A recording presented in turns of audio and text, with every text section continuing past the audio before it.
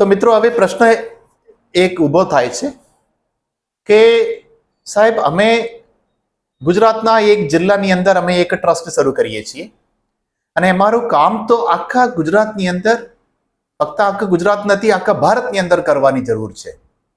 અમારા સમાજ માટે કરવાનું છે, બધા આખા માનવ જાતની અંદર આખા ભારતમાં જે કોઈ કામ હોય જે કોઈ જગ્યામાં હોય એ આખા ભારતની અંદર અમે કરવા માંગીએ છીએ. તો એ શક્યતા છે? ચોક્કસ મિત્રો.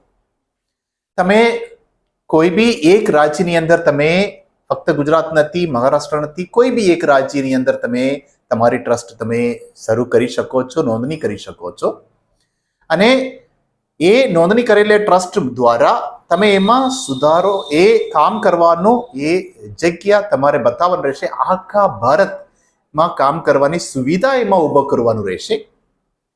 જો એ સુવિધા હોય તો આખા ગુજરાતની અંદર નથી, આખા ભારતની અંદર તમે કામ કરી શકો છો.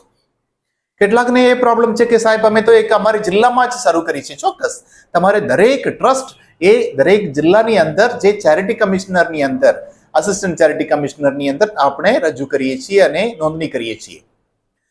એક જગ્યામાં નોંધણી કરેલી ટ્રસ્ટનું કામ ફક્ત આ રાજ્ય પૂરતું નથી, આખા દેશ પૂરતું આપણે કામ કરી શકીએ છીએ. પહેલી વસ્તુ.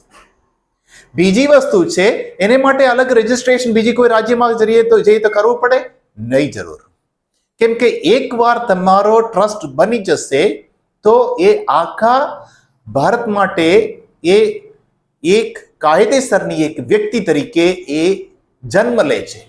હું દેશી ભાષામાં સમજાવું તો હવે એ વ્યક્તિ ગમે તે રાજ્યની અંદર જઈને એ એમના મુદ્દા મુજબ જેમાં લખેલું હોય, જે કોન્સ્ટિટ્યુશન હોય કે મેમોરેન્ડમ હોય કે ટ્રસ્ટ ડીડ હોય એમાં લખેલી મુજબ જે કઈ મુદ્દાઓ પર કામ કરવા માંગે એ કામ કરી શકે છે. દાખલા તરીકે કદાચ તમારે એક ટ્રસ્ટે સ્કૂલ શરૂ કરી છે. હવે એક જગ્યાની અંદર સ્કૂલ શરૂ કરી છે, એને લાગે છે કે મારે બીજા રાજ્યની અંદર પણ મારે જઈને સ્કૂલ શરૂ કરવાનું હોય છે.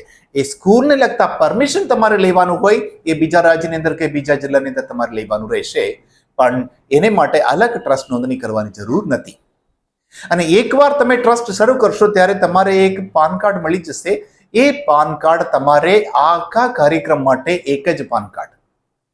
હવે એ પાન કાર્ડથી તમારે કોઈ બી કાર્યવાહી કરવાનું હોય એ તમારે માટે પૂરતું છે. કદાચ તમારો ટ્રસ્ટ એ ગુજરાતની અંદર તમે ગુજરાતીમાં તમારે બનાવ્યું છે એ ટ્રસ્ટ ડીડ, એને તમારે ટ્રાન્સલેટ કરીને એનો કાર્યવાહી તમારે બીજા રાજ્યની અંદર પણ તમે કરી શકો છો. હવે બીજી વસ્તુ છે મિત્રો, આ આખા ભારતની અંદર જે કઈ મુદ્દાઓ તમે લખ્યું હોય એ બધા મુદ્દાઓ ઉપર તમે આખા દેશની અંદર તમે કામ કરી શકો છો.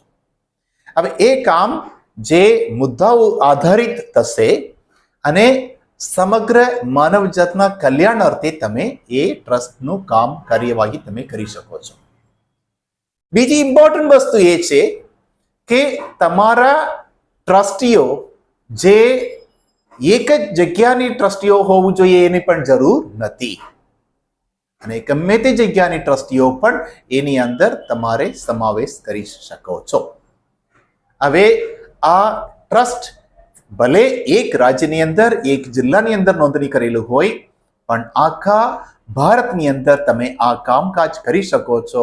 કદાચ તમારે કોઈ શંકા હોય, કોઈ પ્રશ્નો હોય તો તમે હંમેશા મારા હેલ્પલાઇન ઉપર તમે કોન્ટેક્ટ કરી શકો છો અને તમે સલાહ મેળવી શકો છો. God bless you.